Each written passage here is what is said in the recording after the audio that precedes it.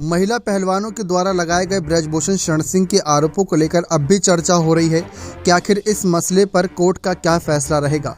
Delhi police ने बड़ी मांग करी थी, जिसको लेकर हमने अपनी पिछली रिपोर्ट में सारी बातें साफ करी थी, लेकिन अब एक एक करके इस केस की परतें खुलती नजर आ रही हैं। लेकिन शुरुआत इस केस की कुछ अलग ही मोड़ से हुई थी, जिसमें पॉक्सो एक्ट तक के गंभीर मामले जोड़े गए थे।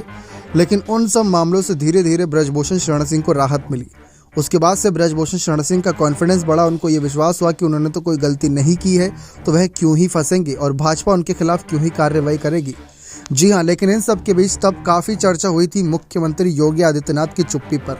पीएम मोदी तो सवालों के कटघरे में आज भी खड़े हैं कि आखिर ब्रजभूषण मामले पर पीएम मोदी क्यों चुप थे, जबकि राहुल गांधी ने हाल ही में ब्रजभूषण को एक बाहुबली नेता बताते हुए पीएम मोदी की चुप्पी पर कई सवाल खड़े किए थे।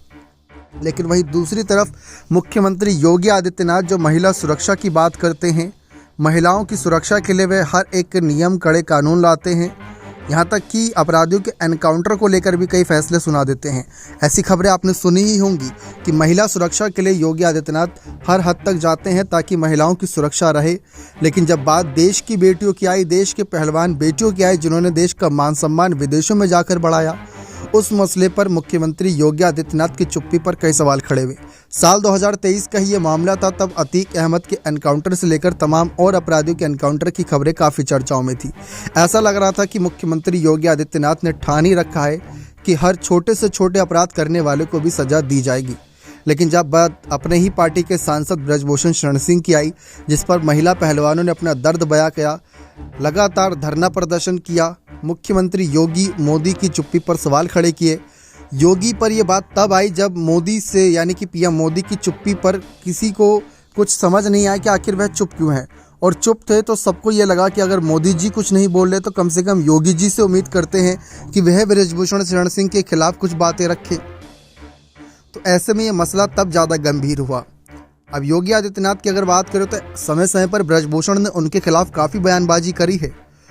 तो इस मसले पर कम से कम मुख्यमंत्री योगी आदित्यनाथ को अपनी बात रखनी चाहिए थी। लेकिन फिलहाल देखा जाए तो बीजेपी के नेता इस मसले पर शायद इस वजह से चुप हैं क्योंकि ये मसला भारतीय कुश्ती महासंघ के अंतर्गत का था, WFI के अंतर्गत का था।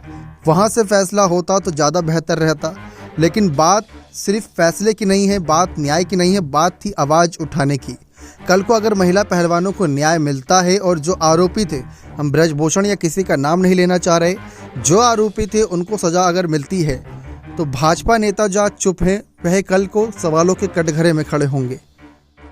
तो यही मसला सबके सामने घुमा फिरा कर आता है कि ब्रजभूषण के मामले पर किसी भी बीजेपी नेता ने अपने बयान देने से बचे, और किसी ने अगर बयान दिया तो ब्रजभूषण का काफ़ी समर्थन किया, किसी ने बयान दिया तो किसी ने कहा कि महिला पहलवान ये साक्षी विनेश जो इस वजह से उतरी हैं कि कल को हो सकता है कि ये चुनाव भी लड़ती नजर आए, तो उन्हीं को सवालों में खड़ा कर दिया। बाकी आपको क्या लगता है कि ब्रजभूषण शरण सिंह को क्या बचाया जा रहा है या सचमुच ब्रजभूषण शरण सिंह निर्दोष है? तो अपने कमेंट सेक्शन में जो रखेगा। बहुत बहुत धन्यवाद।